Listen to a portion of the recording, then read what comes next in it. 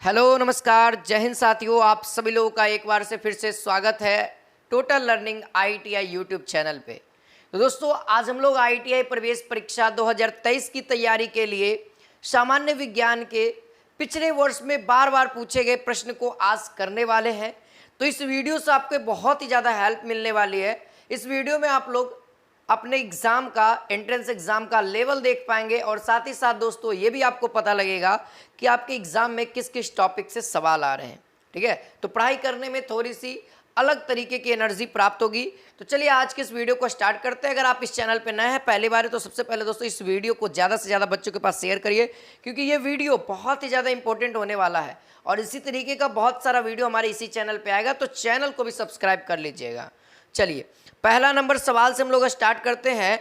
पारिस्थितिक तंत्र में लगभग ऑक्सीजन एवं कार्बन डाइऑक्साइड की आयतनिक प्रतिशतता क्या होगी। देखिए ये जो सवाल है दोस्तों आपके बायोलॉजी वाले सेक्शन से है, तो कहीं ना कहीं बायोलॉजी से भी प्रश्न आ रहे हैं। मैंने ऑलरेडी सिलेबस का एक वीडियो बना दिया है, हमारे चैनल पे अवेलेबल है, आप जा करके उसको देख सकते हैं। मैंने उसमें अच्छे तरीके से पूरे चैप्टर वाइज एनालिसिस करके प्रीवियस ईयर क्वेश्चन के अकॉर्डिंग मैंने बताया था। तो यहाँ पे दोस्तों पारिस्थितिक तंत्र में जो होता है वह ऑक्सीजन और कार्बन डाइऑक्साइड की जो प्रतिशत होती है वह होता है 20.95% ऑक्सीजन होता है और 0.04% CO2 यानी कि कार्बन डाइऑक्साइड होता है। ठीक है, कार्बन डाइऑक्साइड कितना होता है दोस्तों पारिस्थितिक तंत्र में 0.04 और ऑक्सीजन 20.95%। ठीक है, चलिए अब अगला सवाल देखते हैं दोस्तों। क्वेश्चन नंबर दूसरा है कि एलईडी का आविष्कार किसने किया। एलईडी जो हम लोग अपने घर में जलाते हैं बल्ब, वह भी एलईडी है दोस्तों, तो उसका आविष्कार किसने किया। क्रिस्टियान लुई जेन्स, एलियांस होबे, निक हेलोन्याक, चक हल। तो यहाँ पे दोस्तों आप सब लोग याद रखना जो एलईडी की खोज किए आविष्कार किए निक होलोन्याक ने किया था, निक होलोन्याक ने किया था। ठीक है, चलिए अब अगला सवाल है दोस्तों। क्वेश्चन नंबर यहाँ पे तीसरा नंबर सवाल कहता है कि एक लेंस वायु में अभिसारी लेंस यानी उत्तल लेंस की तरह व्यवहार करता है। एक चीज़ आप याद रखिए, उत्तल लेंस को अभिसारी लेंस कहते हैं। ठीक है, अभिसारी लेंस की तरह व्यवहार करता है। पानी में अपसारी या अवतल लेंस की तरह व्यवहार करता है, तो पदार्थ का अपवर्तनांक क्या होगा दोस्तों। पदार्थ का अपवर्तनांक कितना होगा, 1.5 से अधिक होगा या 1.33 के बराबर होगा या 1 से 1.3 के बीच में होगा या 1.33 एवं 1.5 के बीच में होगा। एक लेंस जो है वायु में क्या है, उत्तल लेंस की भांति व्यवहार करता है, पानी में डालते हैं तो अवतल लेंस की भांति व्यवहार करता है, यानी अभिसारी लेंस का वायु में और पानी में अपसारी लेंस। तो बताइए पदार्थ का अपवर्तनांक कितना होगा। तो याद रहे दोस्तों जब भी इस तरीके का सब प्रश्न आए तो याद रखना ये हो जाएगा आंसर हमारा 1 से, है ना, 1 और 1.33 के बीच में इसका अपवर्तनांक आएगा। ठीक है, तो ये सवाल आपके एग्जाम में पूछा हुआ है, बहुत ही ज़्यादा महत्वपूर्ण है। तो आप सब लोग देख सकते हैं किस तरीके का सवाल आपका प्रकाश वाला टॉपिक से आया हुआ है। ठीक है, चलिए दोस्तों अगला सवाल आपके स्क्रीन पे है। अम्लीय वर्षा इसके फलस्वरूप होती है। तो आप सब लोग कमेंट सेक्शन में मुझे बताएंगे अम्लीय वर्षा किसके फलस्वरूप होता है। CO2 की अधिक मात्रा से, कार्बन मोनोऑक्साइड की अधिक मात्रा से, है ना, SO2 और NO2 की अत्यधिक मात्रा और HNO3 की अत्यधिक मात्रा। किसकी अत्यधिक मात्रा से दोस्तों अम्लीय वर्षा होती है। तो चलिए इसका आंसर जानते हैं दोस्तों। इसका आंसर हो जाएगा SO2 और NO2 की अत्यधिक मात्रा से। ठीक है, तो यहाँ पे ऑप्शन नंबर यहाँ पे सी होगा, SO2 और NO2 की अत्यधिक मात्रा से अम्लीय वर्षा होती है। चलिए अगला सवाल देखते हैं दोस्तों। क्वेश्चन नंबर यहाँ पे कहता है निकट दृष्टि दोष को दूर करने के लिए प्रयोग करना चाहिए। निकट दृष्टि दोष को दूर करने के लिए क्या हम लोग कौन सा लेंस प्रयोग करेंगे, अभिसारी लेंस, अपसारी लेंस, अपसारी दर्पण या अभिसारी दर्पण। तो सबसे पहले बताएं दोस्तों अगर आंखों में दोष है तो हम लोग तो दोस्तों दर्पण का इस्तेमाल तो नहीं करेंगे। ठीक है, सबसे पहले अब हमको पता करना है अभिसारी लेंस होगा या अपसारी लेंस होगा, ध्यान रहे। ठीक है, तो निकट दृष्टि दोष में दोस्तों हम लोग किस लेंस का प्रयोग करते हैं, अवतल लेंस का। अब अवतल लेंस का दूसरा नाम क्या है, अपसारी लेंस, याद रहेगा ना, अपसारी लेंस, इसी का हम लोग दूसरा नाम अवतल लेंस। ठीक है, अपसारी लेंस, अवतल लेंस ध्यान रखेंगे, है ना, बहुत ही इंपॉर्टेंट है दोस्तों। और दूर दृष्टि दोष में क्या हो जाएगा, उत्तल लेंस यानी अभिसारी लेंस। जरा दृष्टि दोष में क्या हो जाएगा, द्विफोस्की लेंस, जिसमें नज़दीक का यानी कि निकट दृष्टि दोष भी होता है, दूर दृष्टि दोष भी होता है, दोनों प्रकार के दोष। यह प्रायः बुढ़ापा में होता है जरा दृष्टि दोष। ठीक है, चलिए आगे बढ़ते हैं। अगला सवाल दोस्तों, अगला सवाल आपके एग्जाम के लिए इंपॉर्टेंट है यहाँ पे देख सकते हैं क्वेश्चन नंबर 6 कहता है कि फोकस लंबाई 20 सेंटीमीटर का एक अवतल दर्पण एक वस्तु के आकार का आधे का प्रतिबिंब बनाता है, तो वास्तविक वस्तु की दूरी क्या होगी। सवाल न्यूमेरिकल वाइज है, तो आपको अच्छे तरीके से समझ में आना चाहिए, तब जाकर के ये सवाल आपसे बनेंगे दोस्तों। यहाँ पे फोकस दूरी हमको दे दिया है, हमको दर्पण के बारे में बता दिया गया है कि दर्पण की प्रकृति क्या है। तो सबसे पहले दर्पण की प्रकृति एक अवतल दर्पण है, तो याद रहे दोस्तों अवतल दर्पण में फोकस दूरी क्या होता है, माइनस होता है। तो यहाँ पर से फोकस का एफ का वैल्यू क्या हो गया, -20। ठीक है, ओके। अब कहता है दोस्तों कि प्रतिबिंब का आकार जो है ना, प्रतिबिंब का जो आकार है, मान लिया जाए प्रतिबिंब का आकार हमने भी लेट किया, तो वस्तु के आकार का आधा है, वस्तु के आकार का आधा है। ठीक है। अब कहता है आवर्धन, कहता है दोस्तों आवर्धन कहता है, क्या कहता है दोस्तों, आवर्धन माइनस रहता है आवर्धन में वस्तु दूरी, है ना। वस्तु दूरी हमने क्या किया, u बटा में, और वस्तु दूरी प्रतिबिंब दूरी, सॉरी प्रतिबिंब बटा में वस्तु दूरी, यही होता है ना, यही होता है ना फार्मूला। अब यही होता है दोस्तों, आप फार्मूला पुट कर देंगे, हमारे सामने आंसर आ जाएगा। ठीक है, हमारे सामने आंसर आ जाएगा, v के जगह पे u के वैल्यू पुट कर देंगे, है ना। तो आपके सामने आंसर प्रेजेंट हो जाएगा। तो मेरे ख्याल से आंसर कितना आ जाएगा दोस्तों, v का वैल्यू कितना आ जाएगा, चलिए एक बार पुट कर दें। चलिए यहाँ पे देखिए m बराबर क्या हो जाएगा दोस्तों, -v बटा में, है ना। हमने क्या रिलेशन निकाला था, अभी हमने रिलेशन निकालना था ट्रू, आधा हो गया था। तो यहाँ पर से u का वैल्यू क्या रख देंगे, 2v रख देंगे। ठीक है, अब 2v रख देंगे तो m का वैल्यू क्या आ गया दोस्तों, -1/2 आ गया कि नहीं आ गया, v से v कैंसिल, m का वैल्यू हमारे पास आ गया। अब जो m होता है दोस्तों, अब आपको m बराबर कितना आया, -1/2 आया। अब m बराबर आप जानते हैं u/v होगा, -1/2 होगा। ठीक है, ठीक है ना। अब आप लोग यहाँ से थोड़ा सा आगे बढ़ेंगे तो v बराबर क्या होगा दोस्तों, u/2 होगा, यानी फिर से आ गया, यानी कि कोई दिक्कत नहीं है। अब दर्पण सूत्र आप लोग लगा सकते हैं, दर्पण सूत्र भी लगा सकते हैं। ठीक है, अब डायरेक्टली भी दर्पण सूत्र लगा सकते थे, ऐसा बात नहीं था। 1/f बराबर क्या लिखते हैं, 1/u + 1/v, डायरेक्टली लगा सकते थे। ठीक है, और तो यहाँ पर से क्या हो जाता, -120 हो जाता, 1/u हो जाता, क्योंकि हमको वस्तु दूरी चाहिए, प्लस और 1/v के जगह पे कितना भरते हैं, v के जगह पे कितना भरते हैं, u/2 भरते हैं। हमने निकाला था वस्तु के आकार का आधा होता है, प्रतिबिंब बनता है ना, साफ साफ लिखा हुआ है। तो v के जगह पे हम लोग क्या रख दें, u/2 रख दें, u/2, तो 2 ऊपर चल जाएगा, है ना, 2 ऊपर चल जाएगा, तो इतना आ गया। जब आप इसको कैलकुलेट करिएगा दोस्तों, तो u की जो वैल्यू आएगी वह आएगी -60 सेंटीमीटर। आप लोग कैलकुलेट करके देख सकते हैं, अगर आपका कैलकुलेटिंग पावर अगर मजबूत है तो आप कर सकते हो। ठीक है, आप यहाँ से क्या करो, एलसीएम ले लो, आप यहाँ से क्या करो, एलसीएम ले लो। ठीक है, अगर ज़्यादा दिक्कत आ रहा है तो देखो मैं ही कर देता हूँ यहाँ से। ठीक है, आप यहाँ से करोगे तो एलसीएम लोगे तो क्या होगा दोस्तों, देखो यहाँ से एलसीएम लोगे तो u हो जाएगा, ऊपर में कितना हो जाएगा, 3 हो जाएगा, क्रॉस मल्टीप्लाई करेंगे तो कितना हो जाएगा, u बराबर -60 आंसर आ जाएगा। ठीक है, ठीक है, आप लोग कर लेना। चलिए यहाँ पे आंसर ऑप्शन नंबर ए हो जाएगा। चलो भाई अगला सवाल देखो, अगला सवाल यहाँ पे कहता है क्वेश्चन नंबर 7 कि किस pH पर OH की सांद्रता 10 के पावर -14 मोल होती है ना। किस pH पर OH माइनस की सांद्रता -14 मोल होती है, 14 पर, 10 पर, 7 पर या 0 पर। तो याद रखिए दोस्तों, जो pH मान 0 रहेगा तब वहाँ पे, है ना, OH की जो सांद्रता होगी 10 के पावर -14 मोल होगी, यानी कि जब pH मान 0 करेंगे तभी हमारा आंसर आएगा। चलिए भाई अगला सवाल यहाँ पे कहता है टेलुरियम, है ना, टेलुरियम उस समूह में स्थित है जिसमें यह है ना, कि टेलुरियम किस समूह में मौजूद है दोस्तों, और उस समूह का यहाँ पे ऑप्शन में आपके सामने एलिमेंट मौजूद है। जल्दी से आप सभी लोग कमेंट सेक्शन में अपना अपना आंसर प्रस्तुत करेंगे मुझे, ठीक है, ताकि मैं हर एक विद्यार्थी कर सकूँ। चलिए तो मिलाया जाए इसका आंसर दोस्तों, आप लोगों के बीच में यहाँ पे इसका आंसर दे रहा हूँ। ठीक है, ध्यान रखिएगा, मिलाइएगा सभी विद्यार्थी, तो हो जाएगा ऑक्सीजन।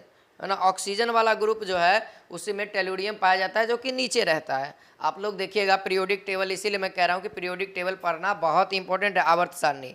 चलिए अगला सवाल है, कौन जल में न्यूनतम घुलनशील है? कौन सा है यौगिक जो जल में न्यूनतम घुलनशील है? तो ये सब कुछ चीज़ें आपको ध्यान में रखनी पड़ेगी। FeOH3, FeOH3 जो है ऑप्शन के अकॉर्डिंग जल में न्यूनतम घुलनशील है। ठीक है, ये भी सवाल आपके एग्जाम में पूछा हुआ था।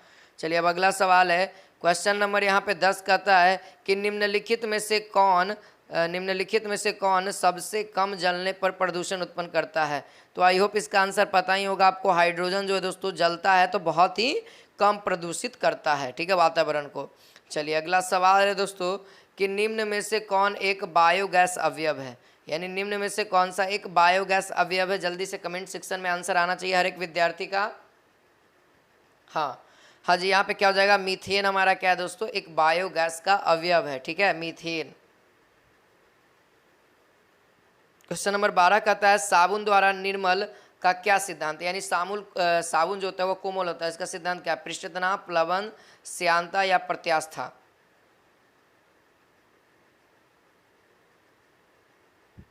प्रत्यास्थता।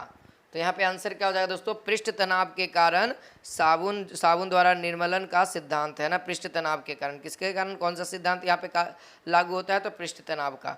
अगला सवाल है दोस्तों, क्वेश्चन नंबर यहाँ पे 13 कहता है कि निम्नलिखित में से, है ना, निम्नलिखित में ग्रीन हाउस गैस जिसके कारण वातावरण का तापमान प्रभावित होता है, निम्नलिखित में से कौन ग्रीन हाउस गैस है जिसके कारण वातावरण का तापमान प्रभावित होता है? Chlorofluorocarbon, Freon, carbon dioxide, carbon monoxide. तो ध्यान रहे दोस्तों, कार्बन डाइऑक्साइड के कारण तापमान प्रभावित होता है ग्रीन हाउस में, ठीक है, और यह मुख्य कारक भी है। आपको पता है CO2 जो है ग्रीन हाउस का अच्छा कारक है, मुख्य कारक भी है, ठीक है, याद रखिएगा। चलिए अगला सवाल है, ओजोन भी है। चलिए क्वेश्चन नंबर यहाँ पे 14 कहता है सूर्य की ऊर्जा उत्पन्न होती है। सूर्य की ऊर्जा कैसे उत्पन्न होती है दोस्तों? तो यहाँ पे सूर्य की जो ऊर्जा होती है वह नाभिकीय संलयन के द्वारा होती है। आप लोगों ने पढ़ा होगा इसके बारे में। तो ये भी सवाल आपके एग्जाम में पूछा हुआ है, देख सकते हैं आपके एग्जाम का लेवल क्या है, कितना 50 क्वेश्चन आपके एग्जाम में साइंस से रहेंगे, तो सबसे ज़्यादा फिजिक्स केमिस्ट्री से रहेंगे, बायोलॉजी से बहुत ही कम सवाल देखने को आपको मिलेगा। चलिए अगला सवाल है दोस्तों, हाइग्रोमीटर से क्या मापा जाता है? ध्वनि, वायुमंडलीय आर्द्रता, आपेक्षिक घनत्व या इनमें से कोई नहीं? तो देखिए दोस्तों, जो हाइग्रोमीटर है उससे क्या मापा जाता है? तो वायुमंडलीय आर्द्रता को मापा जाता है। इस बात को आप लोग ध्यान रखिएगा, ये सवाल बहुत बार रिपीट करता है दोस्तों, हर एक कॉम्पिटिटिव एग्जाम में, पॉलिटेक्निक में भी ये सवाल रिपीट करता है। देखिए अगला सवाल दोस्तों, क्वेश्चन नंबर 16 यहाँ पे कहता है न्यूटन के गति के कितने नियम हैं? ये भी सवाल आपके एग्जाम में पूछे हुए हैं। देखिए इतना आसान सवाल है। तो न्यूटन के कितने गति नियम है? 2 नियम है ना जी?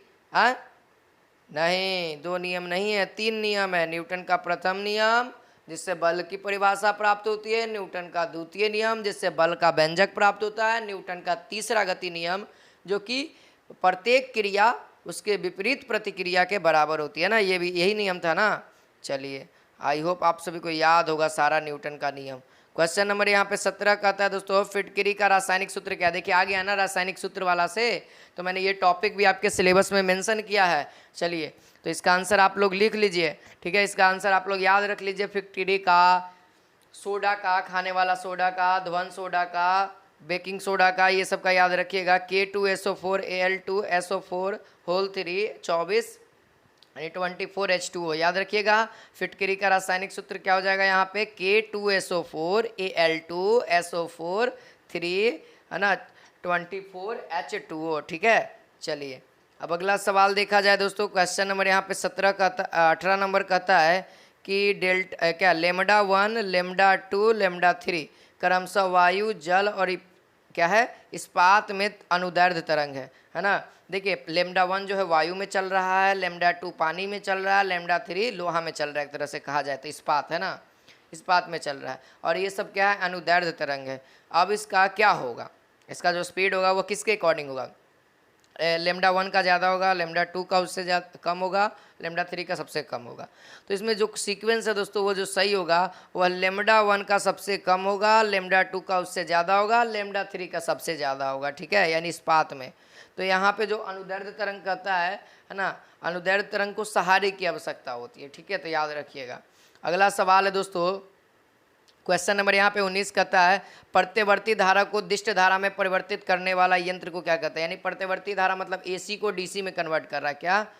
एसी को दोस्तों डीसी में कन्वर्ट कर रहा है ना। बैटरी से जो धारा निकलती है वह डीसी निकलती है, लेकिन उसको एसी में कन्वर्ट किया जाता है। किसके द्वारा? तो वह इन्वर्टर के द्वारा किया जाता है ना। और बाकी प्रत्यवर्ती धारा को दिष्ट धारा में कन्वर्ट करने के लिए रेक्टिफायर का इस्तेमाल करते हैं। ठीक है, ऐसे आप लोगों के घर में इन्वर्टर लगा हुआ तो, लेकिन इन्वर्टर का इस्तेमाल में इन्वर्टर के अंदर भी रेक्टिफायर का इस्तेमाल किया जाता है। इस बात को आप लोग ध्यान रखिएगा। चलिए आगे बढ़ते हैं दोस्तों, अगला सवाल की ओर बढ़ते हैं। क्वेश्चन नंबर यहाँ पे 20 कहता है कि प्रत्येक गर्म वस्तु उत्सर्जित करती है। ये तो बहुत बार पूछा हुआ है पॉलिटेक्निक के एग्जाम में और आईटीआई के एग्जाम में, पारा मेडिकल के एग्जाम में, इन तीनों के एग्जाम में बहुत बार पूछा हुआ सवाल है। दृश्य किरण, अवरक्त किरण, परावैंगनी किरण या एक्स किरण। देखिए प्रत्येक गर्म वस्तु जो है वह किसको उत्सर्जित करेगी? तो अवरक्त किरण को। ध्यान रखिएगा। देखिए एक सवाल आपके एग्जाम में आ जाता है कि परावैंगनी किरण का इस्तेमाल कहाँ कहाँ होता है। ठीक है, तो इस बात को याद रखिएगा, कीमती पत्थरों को पहचान करने में। ये सवाल मोस्ट इंपॉर्टेंट है, पूछे हुए, इसलिए मैंने बता दिया। बाकी एक सेकंड का पता ही है, चिकित्सा के क्षेत्र में आता है, जासूसी के क्षेत्र में आता है ना। चलिए अगला सवाल है दोस्तों, क्वेश्चन नंबर यहाँ पे 21 नंबर सवाल कहता है कि निम्नलिखित में से कौन सा ईंधन जलाए जाने पर न्यूनतम प्रदूषण करेगा। तो प्रदूषण करेगा लेकिन न्यूनतम करेगा, तो वो कौन सा होगा? यहाँ पे तो अब तो हाइड्रोजन है नहीं भाई, हाइड्रोजन रहता है तो वो तो कम प्रदूषण करता है, लेकिन अब जो होगा दोस्तों वह प्राकृतिक गैस होगा। ठीक है, प्राकृतिक गैस होगा। ठीक, ध्यान रखिएगा। नेचुरल गैस जब जलेगा तो वह और मुकाबले, ऑप्शन के मुकाबले जितने हैं पेट्रोल, डीजल, कोयला, उसके मुकाबले प्रदूषण बहुत कम करेगा। चलिए अगला सवाल है दोस्तों, सामान्य मानव नेत्र की दृष्टि रेंज कितनी होती है, यानी कि देखने की क्षमता कितनी से कितनी है। तो याद रखना इसका आंसर तो आप सभी को पता है, अनंत से 25 सेंटीमीटर। मिनिमम हम लोग 25 सेंटीमीटर देखें, मैक्सिमम लिमिट ही नहीं है। ठीक है, जितना दूर तक रहेगा दिखेगा वो सब चीज़। अब बीच में बिल्डिंग आ गया तो बिल्डिंग छींक लेगा रास्ता। चलिए अगला सवाल है दोस्तों, क्वेश्चन नंबर यहाँ पे 23 कहता है कि बिजली के हीटर को, है ना, क्वेश्चन नंबर 23 कहता है कि बिजली के हीटर को गर्म करने वाली कुंडली जिस पदार्थ की बनी होती है उसकी विशेषता है। उसकी विशेषता क्या है दोस्तों? निम्न विशिष्ट प्रतिरोधकता और उच्च गलनांक, उच्च विशिष्ट प्रतिरोधकता और निम्न गलनांक, उच्च विशिष्ट प्रतिरोधकता और उच्च गलनांक, निम्न विशिष्ट प्रतिरोधकता और निम्न गलनांक। तो ध्यान रहे दोस्तों, जो बिजली का हीटर का जो तार रहता है उसका प्रतिरोधकता क्षमता बहुत अधिक होता है, तभी वह जल्दी गर्म होता है, बहुत ज़्यादा गर्म करता है। तो सबसे पहले उच्च वाला जितना है उस सब सही होगा, यानी बी और सी में अभी डाउट लग रहा है। अब कहता है गलनांक अगर कम रहेगा तो तुरंत टूट जाएगा। तो याद रखना, जो हीटर का जो कॉइल होता है नाइक्रोम का जो बना होता है, वह जो नाइक्रोम की तंतु होती है वह दोस्तों निम्न विशिष्ट, है ना, यहाँ पे याद रखिएगा, उच्च विशिष्ट प्रतिरोधकता होता है, यानी प्रतिरोध उसमें ज़्यादा होता है। प्रतिरोध ज़्यादा होने का रीज़न क्या है? वह बहुत जल्दी गर्म होता है ना। अब प्रतिरोध किसी वस्तु का अगर ज़्यादा होगा तो वह उस पर अगर करंट फ्लो करोगे तो करंट क्या करेगा? उसको हीट ऊर्जा में कन्वर्ट करेगा प्रतिरोध। ठीक है, प्रतिरोध का काम ही है विद्युत करंट को रोकना। अविद्युत करंट रुकेगा नहीं, है ना। पता है ना कि ऊर्जा कभी भी नष्ट नहीं होती है, तो वह क्या करेगा? विद्युत ऊर्जा उसको विद्युत ऊर्जा में कन्वर्ट करेगा प्रतिरोध। ठीक है, और जब गलनांक उच्च रहेगा तो वह ज़्यादा टाइम तक चलेगा। जैसा कि पता है कि पहले के लोग हीटर का इस्तेमाल करते थे तो ज़्यादा लंबा चलता था, लेकिन चलता था 5-6 दिन चलता था, फिर टूट जाता था। तब पर भी 5-6 दिन मायने रखता है। अगर निम्न गलनांक रहेगा तो तुरंत टूट जाएगा, फटाक दूनी। ठीक है, अगर फ्यूज़ की बात करें तो फ्यूज़ का जो होता है ना, फ्यूज का जो गलनांक होता है वह निम्न होता है। ठीक है, बाकी उच्च होता है। अगला जो सवाल है न्यूमेरिकल टाइप से, क्वेश्चन नंबर 24 कहता है 220 वोल्ट और 100 वाट के बल्ब को 110 वोल्ट के बीच जोड़ा जाता है तो बल्ब द्वारा खपत शक्ति क्या होगी। देखिए इन दोनों की सहायता से आप, है ना, P बराबर V²/R, है ना। तो सो यहाँ पर से आप क्या कर दो, P बराबर V²/R, ये एक जनरल फार्मूला मैं लिख दिया हूँ। यहाँ से आप क्या करो, इन दोनों की सहायता से P की वैल्यू पता है, V की वैल्यू पता है, तो आप R निकाल लोगे इस वाले फार्मूले से। जब R आपके पास आ जाएगा दोस्तों, है ना, जब आप R निकालोगे तो R आ जाएगा। तो R आने के बाद फिर से इसी में आपको P बराबर, है ना, आपकी V के जगह पे वैल्यू चेंज कर देना है ना, 1100 का स्क्वायर करके, और जो आप लाएंगे नीचे वही से भाग देना है, यानी R से। R का वैल्यू तो आपने निकाल रखा होगा इस वाले फॉर्मूले से, ना इसको इस्तेमाल करके, ठीक है। और फिर जो आंसर आएगा वो कौन सा मैच करेगा, जरा मैं आपको हिंट्स दे देता हूँ, आप लोग ट्राई कर लेना। वो 25 वाट आएगा। ये लल्लन टॉप सवाल है, हर एक कॉम्पिटिटिव एग्जाम में पूछा हुआ है और आपके एग्जाम में तो बहुत बार पूछे हुए, इसीलिए इस चीज़ को याद ही रख लीजिए डायरेक्ट। 220, 100 और 110, ठीक है, इस तरीके से। चलिए अगला सवाल, क्वेश्चन नंबर 25, और आज का ये वीडियो का लास्ट क्वेश्चन है। कहता है कौन सा एक इलेक्ट्रॉन स्नेही नहीं है। इलेक्ट्रॉन स्नेही नहीं है दोस्तों, ये 12th का कंसेप्ट है, तो याद रखिएगा इलेक्ट्रॉन स्नेही जो नहीं है, बहुत बार पूछा जाता है 12th एग्जाम में, तो BH3 जो है वह इलेक्ट्रॉन स्नेही नहीं है, ठीक है। ये बहुत बार पूछा हुआ है इस एग्जाम में, केमिस्ट्री का सवाल है ना, 12th का लल्लन टॉप, बिहार बोर्ड में बहुत बार पूछा है, तो याद रखेंगे। आई होप आज के वीडियो आप सभी को पसंद आई हो, तो इस वीडियो को ज़्यादा से ज़्यादा बच्चों के पास शेयर करें। चैनल पर नहीं तो चैनल को जरूर सब्सक्राइब करें दोस्तों। फिर मिलते हैं नेक्स्ट वीडियो में। जय हिंद, जय भारत।